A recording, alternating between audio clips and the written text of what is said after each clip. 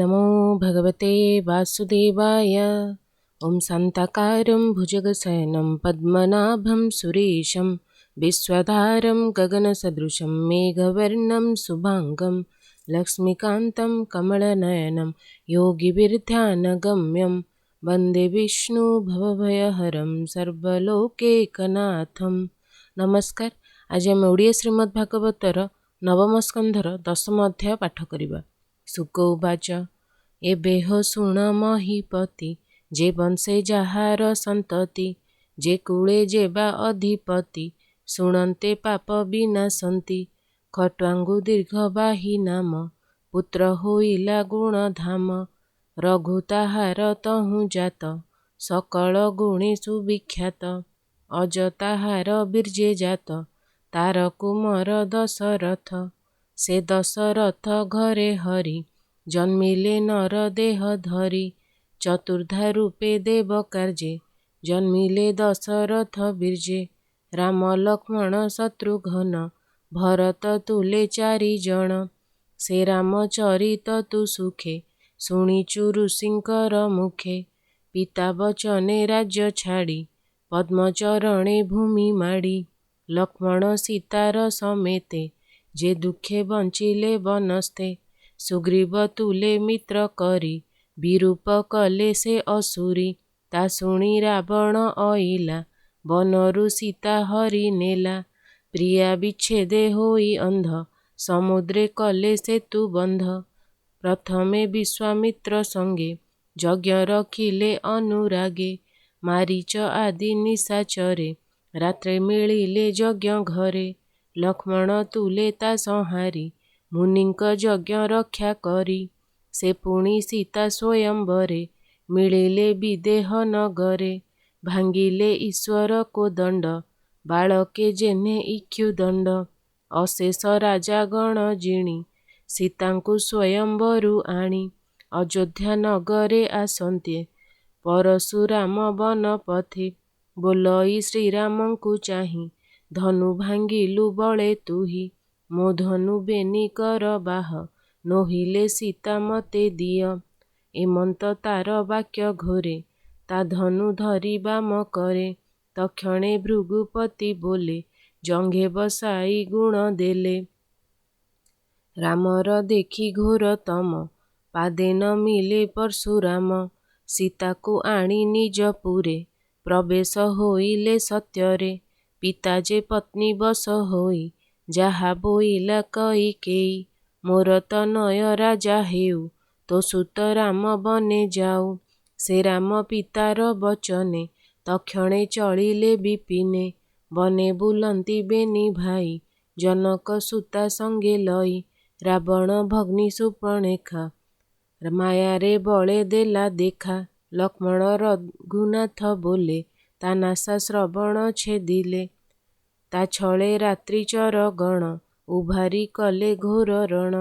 खर दूषण जे त्रिशिर युद्धे मिलिले महावीर शूर्पणखार बंधु गणे जेते मिलिले घोर रणे तांकु छेदिले तीक्ष्ण कर सरे अशेष जन उपकारे 14 सहस्र जे बळ छेदिले दशरथ बाळ बरसा ऋतु आगमने पशिले राम घोर बने तिंतुली वृक्ष तले रही पल्लवे कुटीर भिआई सीतार रूप गुण कथा शुणी रावण मने व्यथा चित्त पीड़ित काम सरे राक्षस पशे अंतपुरे मारीच रावण आदेशे मिलिला रघुनाथ पासे अद्भुत विधातार जोग बने मिलिला माया मृग बने सुवर्ण मृग देखी रामंकु बोले चंद्रमुखी भोनाथ मोर क्रीड़ा अर्थे सुवर्ण मृग दिय मते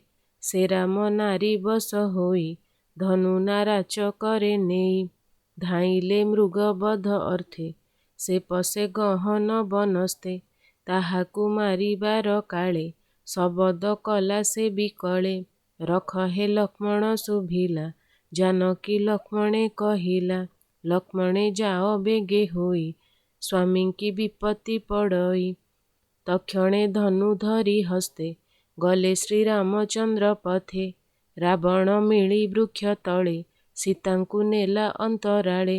ସୀତା ବିଚ୍ଛେଦେ ଦୁଃଖ ମନ, ତହୁଁ ଚଳିଲ ଅନ୍ୟ ବନେ। ସ୍ତ୍ରୀ ସଙ୍ଗତ ଦୋଷ ବାଦେ, ଅବଶ୍ୟ ପଡ଼ଇ ପ୍ରମାଦେ। ତକ୍ଷଣେ ଏମନ୍ତ କହିଲେ, ଜଟାୟୁଷକୁ ଦଗ୍ନ କଲେ। କମ୍ବନ୍ଧ ନାମେ ମହାସୁର, ବେଗେ ନାସିଲେ ପ୍ରାଣ ତାର। ତହୁଁ ଚଳିଲେ ଦୁଃଖ ମନେ, ମିଳିଲେ ଋଷ୍ୟମୂକ ବନେ। ସୁଗ୍ରୀବ ତୁଲେ ମିତ୍ର କରି, ସେ ବନେ ବାଳିକି ସଂହାରି। ଅଙ୍ଗଦ ହନୁମାନ ତୁଲେ, ସମୁଦ୍ର ନିକଟେ ମିଳିଲେ। ପ୍ରିୟା ବିଚ୍ଛେଦେ ଦୁଃଖ ମନ, ଜାଣିଲେ ବରୁଣ ରାଜନ। ସ୍ୱଭାବେ ଦୁର୍ଗମ ଗଭୀର, ଭ୍ରମନ୍ତି ମଗର କୁମ୍ଭୀର। ତକ୍ଷଣେ ନିଜ ରୂପ ଧରି, ରାମର ପାଦେ ନମସ୍କାରି। ଅନେକ ସ୍ତୁତି ବାକ୍ୟ କଲା, ସେତୁ ବନ୍ଧନେ ମାର୍ଗ ଦେଲା। ବୋଲଇ ଭାବ ଭକ୍ତି ବହି, ରାବଣ ବଧ କରି ତୁହି। ସକଳ ଅସୁର ସଂହାରି, ବେଗେ ତୁ ଲଭ ନିଜ ନାରୀ। ତୋ ଯଶ ରହୁ ଦଶ ଦିଶେ, ମୁନିଏ ଗାଇବେ ହରଷେ।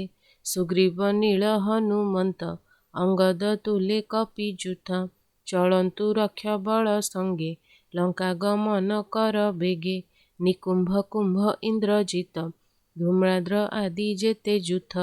ଏ ଆଦି ଯେତେ ଘୋର ସୈନ୍ୟ, କୁମ୍ଭକର୍ଣ୍ଣାଦି ବୀରମାନ। ଶୂଳ ଖଡ଼ଗ ଗଦାରିଷ୍ଟି, ଭୂଷଣ୍ଡି ତୀକ୍ଷ୍ଣ ଶର ବୃଷ୍ଟି। ପ୍ରହାର ଅସୁର ସମୂହେ, ସମୂଳେ ହୁନ୍ତି ଯେଣେ କ୍ଷୟେ। ସୁଗ୍ରୀବ ଲକ୍ଷ୍ମଣ ସହିତେ, ଗନ୍ଧମାର୍ଦ୍ଦନ ହନୁମନ୍ତେ। ଏ ଆଦି ରକ୍ଷ ବଳ ତୁଲେ, ରାବଣ ସଂହାର ତୁ ବଳେ। ଏମନ୍ତ ବରୁଣର ବାଣୀ, ଶୁଣି ଚଳିଲେ ରଘୁମଣି। ସଙ୍ଗତେ ଘେନି କପି ବଳ, ଲଙ୍କାରେ ସଂଯୋଜି ଅନଳ। ରାକ୍ଷସ ତୁଲେ ଯୁଦ୍ଧ କରି, ଅନେକ ବଳ ତା ସଂହାରି। ସୀତା ହରଣ ଦୋଷ ଫଳେ, ସଂଗ୍ରାମେ ନସିଲେ ସକଳେ। ଦେଖିଣ ବୀରଙ୍କ ମରଣ, ରଥ ଆରୋହିଲା ରାବଣ। ମାତଳି ଘେନି ଦିବ୍ୟ ଯାନେ, ମିଳିଲା ରାମ ସନ୍ନିଧାନେ। ରାମ ରାବଣ ମୁଖ ଚାହିଁ, କହନ୍ତି କୋପ ଭର ହୋଇ। ମୋ ନାରୀ ଆଣିଲୁ ଚୋରାଇ, ତପ ପ୍ରଭାବେ ଗର୍ବ ବହି। ଆଜ ସରିଲା ତପ ଫଳ, ହେଳେ ଗଞ୍ଜିବି ତୋର ବଳ। ଏମନ୍ତ କହି ରଘୁନାଥ, କୋପେ କୋଦଣ୍ଡ ଧରି ହସ୍ତ। ବଜ୍ର ସମାନ ରାମ ଶର, ଭେଦିଲା ରାବଣ ହୃଦର। ରଥୁ ପଡ଼ିଲା ଭୂମି ତଳେ, ଦଶବଦନୁ ଶୁଣି ଗଳେ। ଭୂମି କମ୍ପିଲା ଥରହର, ଶବଦ ଶୁଭେ ହାହାକାର। ରାବଣ ହତ ଶୁଣି କର୍ଣ୍ଣେ, ସମ୍ଭ୍ରମେ ଅନ୍ତଃପୁର ଜନେ। ତକ୍ଷଣେ ମନ୍ଦୋଦରୀ ତୁଲେ, ରାକ୍ଷସୀ ଗଣ ଉଭାରିଲେ। ରୋଦନ କରନ୍ତି ବିକଳେ, ଶବଦେ ଭୁବନ ଉଛୁଳେ। ମିଳିଲେ ରଣଭୂମି ମଧ୍ୟେ, ସ୍ୱାମୀ ସମୀପେ ଶୋକ ନାଦେ। ହୃଦରେ ବେନି କର ତାଡ଼ି, ହାନାଥ ବୋଲି ପାଦେ ପଡ଼ି। ରାକ୍ଷସ ନାରୀଙ୍କ ରୋଦନ, ପୂରିଲା ଧରଣୀ ଗଗନ। କାନ୍ଦନ୍ତି ସ୍ୱାମୀ କୋଳେ ଧରି, ନାରୀଙ୍କ ତୁଲେ ମନ୍ଦୋଦରୀ। ବଜ୍ର ସମାନ ରାମ ଶର, ଭେଦିଲା ତୋର ହୃଦୟର। ଭୋନାଥ ତୋହର ମରଣେ, ପଶିବୁ କାହାର ଶରଣେ। ତିନି ଭୁବନେ ବୀରପଣ, ଅନାଥ କଲୁ ନାରୀଗଣ। ତୋର ମରଣେ ଲଙ୍କାପୁରୀ, ଢାଳେ ହୋଇଲା ହତ ଶିରୀ। ତୁ ନାଥ କାମେ ଭୋଳ ହୋଇ, ଛଳେ ହରିଲୁ ବୈଦେହୀ। ସେ ଦୋଷ ତତେ ନାଶ କଲା, ମରଣ ଦଶା ଭିଆଇଲା। ଅନାଥ କଲୁ ସର୍ବନାରୀ, ଆମ୍ଭ ସଙ୍ଗତେ ଲଙ୍କାପୁରୀ। ଦେହକୁ କଲୁ ଗୃଧ୍ର ଗ୍ରାସ, ନରକେ ହୋଇବୁ ପ୍ରବେଶ। ଏମନ୍ତ କହି ନାରୀ ଗଣେ, ପ୍ରାଣ ଛାଡ଼ିଲେ ହୁତାସନେ। ରହିଲା ମନ୍ଦୋଦରୀ ଶେଷ, ଏବେ ହୋ ଶୁଣ କୁରୁ ଶୀଷ। ରାବଣ ଭାଇ ବିଭୀଷଣ, ଥିଲା ଯେ ଶ୍ରୀରାମେ ଶରଣ। ତାହାକୁ ଦେଲେ ମନ୍ଦୋଦରୀ, ଲଙ୍କାରେ ଅଭିଷେକ କରି। ବୋଇଲେ ପ୍ରଭୁ ରଘୁବୀର, ଏବେ ତୁ ପ୍ରେତ କାର୍ଯ୍ୟ କର। ଏମନ୍ତ ଆଜ୍ଞା ତାକୁ ଦେଲେ, ଅଶୋକ ବିପିନେ ଗମିଲେ। ସୀତା ଦେଖିଲେ ବେନି ଡୋଳେ, ଅଧୋବଦନେ ବୃକ୍ଷ ମୂଳେ। ରାମ ବିଚ୍ଛେଦ ଦୁଃଖ ଭର, ଶୁଖିଚି ସୁରଙ୍ଗ ଅଧର। ନୟନେ ଅଶ୍ରୁ ଜଳ ପୂରି, ହାସିତା ବୋଲି କରେ ଧରି। ଜାନକୀ ପ୍ରଭୁ ମୁଖ ଚାହିଁ ବେଗେ ଉଠିଲେ ଜ୍ଞାନ ପାଇ। ଆଦିତ୍ୟ ଦେଖି ପଦ୍ମ ଜେହ୍ନେ ଅନାଇ ଉନ୍ମୀଳ ଲୋଚନେ। ଅଗ୍ନିରେ ପ୍ରବେଶ ହୋଇଲେ ସ୍ୱାମୀର ସନ୍ତୋଷ ବିହିଲେ। ଶ୍ରୀରାମ ହସ୍ତେ ହସ୍ତ ଦେଇ କାଞ୍ଚନ ବିମାନ ଆରୋହୀ। ଲକ୍ଷ୍ମଣ ହନୁମନ୍ତ ତୁଲେ ରାମ ବିମାନେ ବିଜେ କଲେ। ବିଭୀଷଣକୁ ଦାଶରଥି ଲଙ୍କାରେ କରି ଅଧିପତି। ବୋଇଲେ ହୁଅ ତୁ ଅମର ଏ ଲଙ୍କା କଳ୍ପେ ଭୋଗ କର। ବିଭୀଷଣକୁ ରାଜା କରି ରାମ ବିଜୟେ ନିଜ ପୁରୀ। ପିତା ଆଦେଶେ ବନବାସ ପୁରିଲା 14 ବରଷ। ରାମ ବିଜୟେ ଇନ୍ଦ୍ର ଚାହିଁ ସ୍ୱର୍ଗୁ କୁସୁମ ବରଷଇ। ଗଗନେ ଦେବେ ପନ୍ତି ପନ୍ତି ରାମ ବିଜୟ ଉଚ୍ଚାରନ୍ତି। ରାମ ବିଚ୍ଛେଦେ ଦୁଃଖ ମନେ ଭରତ ଥିଲା ତପୋବନେ। ତାର ଚରିତ ଶୁଣି କର୍ଣ୍ଣେ ଯେବା କହିଲେ ମୁନି ଜନେ। କଠୋର ତପ ବନେ କରି ସେ ବ୍ରହ୍ମଚାରୀ ରୂପ ଧରି। ଯାବକ ଭକ୍ଷେ ଗୋରୁ ମୂତ୍ରେ ବକଳ ପିନ୍ଧି କଟି ସୂତ୍ରେ। ପିଙ୍ଗଳ ଜଟା ଶିରେ ବହେ ରାତ୍ରେ ଭୂମିରେ ବୀର ଶୋଏ। ରାମ ପାଦୁକା ଅଗ୍ରେ ଥୋଇ ନିଶ୍ଚଳ ଚିତ୍ତେ ନିତ୍ୟେ ଧାଇ। ସେ ରାମ ମୁନି ଗଣ ତୁଲେ ଭରତ ଆଶ୍ରମେ ମିଳିଲେ। ତାହାର ହସ୍ତ ରାମ ଧରି ସଦୟ ଚିତ୍ତେ କୋଳ କରି। ରାମ ଲକ୍ଷ୍ମଣ ହନୁମନ୍ତ ସଙ୍ଗତେ ଚଳିଲେ ଭରତ। ରାମ ପାଦୁକା ଶିରେ ଶୋହେ ତପସ୍ୱୀ ରୂପେ ଜନ ମୋହେ। ମିଳିଲେ ଅଯୋଧ୍ୟା ନିକଟେ ସରଜୁ ନଦୀ ପୂର୍ବ ତଟେ। ରାମର ଆଗମନ ପଥେ ମିଳିଲେ ପାତ୍ର ପୁରୋହିତେ। ବେଦ ଶବଦେ ବିପ୍ରଜନେ ଶଙ୍ଖ ଦୁନ୍ଦୁଭି ବାଦ୍ୟ ସ୍ୱନେ। ଦିବ୍ୟ ବିମାନ ଶ୍ରେଣୀ ସାଥେ ବୀରେ ଧୂମନ୍ତି ବେଗେ ପଥେ। ଧ୍ୱଜ ପତାକା ଶୋଭେ ସ୍ୱର୍ଣ୍ଣେ ଉତ୍ତମ ବାଜି ଗଜେ ଯାନେ। ଗଣିକା ଯୂଥ ଅଗ୍ରେ ଶୋହେ ମାର୍ଗେ ଚଳନ୍ତେ ଜନ ମୋହେ। ବିବିଧ ଉପାୟନ ହସ୍ତେ ଜୟ ଶବଦ କରି ପଥେ। ଯୁବତୀ ଘେନି ଦୀପାବଳି ପଥେ ଦିଅନ୍ତି ହୁଳହୁଳି। ବିପ୍ରଙ୍କୁ ଦେଖି ରଘୁନାଥ ଶିରେ ନିବେଶିବେନି ହସ୍ତ। ତାହାଙ୍କୁ ନମସ୍କାର କଲେ ସୀତା ଲକ୍ଷ୍ମଣ ଘେନି ତୁଲେ। ଅଯୋଧ୍ୟାପୁର ଜନ ଯେତେ ରାମ ଆଗମ ଦେଖି ପଥେ। ରାମ ଲକ୍ଷ୍ମଣ ସୀତା ଚାହିଁ ରଙ୍ଗେ ନାଚନ୍ତି ଗୀତ ଗାଇ। ରାମ ପାଦୁକା ଘେନି ଶିରେ ଭରତ ଚଳଇ ସଧୀରେ। ଭରତ ଚଳେ ରାମ ପାଶେ ବିବୁଧେ ଦେଖନ୍ତି ଆକାଶେ। ଉତ୍ତମ ବ୍ୟଜନ ରାମରେ ସୁଗ୍ରୀବ ବିଭୀଷଣ ଧରେ। ଅଞ୍ଜନା ସୁତ ବୀରମଣି ଚଳନ୍ତି ଶ୍ୱେତ ଛତ୍ର ଘେନି। ଶତ୍ରୁଘ୍ନ କରେ ଧନୁଶର ପଥେ ଦେଖନ୍ତି ସୁର ନର। ଜାନକୀ କରେ କମଣ୍ଡଳ ପୂରିତ ନାନା ତୀର୍ଥ ଜଳ। ଅଙ୍ଗଦ ହସ୍ତେ ଖଡ୍ଗ ସୋହି ସୁବର୍ଣ୍ଣ ଶତ ଚନ୍ଦ୍ର ଯହିଁ। ସ୍ତୁବନ୍ତି ବନ୍ଦୀ ନାରୀ ଯୂଥ ମଧ୍ୟେ ବିଜୟ ରଘୁନାଥ। ନକ୍ଷତ୍ର ମଧ୍ୟେ ଜେହ୍ନେ ଶଶୀ ତ୍ରିଦଶେ କୁସୁମ ବରଷି। ସଙ୍ଗତେ ଘେନି ତିନି ଭାଇ ମିଳିଲେ ଅନ୍ତପୁରେ ଯାଇ। ସେ ପୁର ମହିମା ବର୍ଣ୍ଣିତ ମଣ୍ଡଣି ହସ୍ତି ଦ୍ୱାରେ ସ୍ଥିତ। ନାନା ସୁଗନ୍ଧେ ପରିମଳ ନାନା ସୁବାସିତ ଶୀତଳ। ପ୍ରାସାଦ ଗୋପୁରାଦି ଶୋଭା ଚିତ୍ର ଦେବତା ଗୃହେ କିବା। ପତାକା ସୁବର୍ଣ୍ଣ କଳସ ଶୋଭିତ ଦିଶେ ଦଶ ଦିଶ। ପୁନ୍ନାଗ ନାରିକେଳ ଆଦି ବସ୍ତ୍ର ଜାଳକେ ଦର୍ପଣାଦି।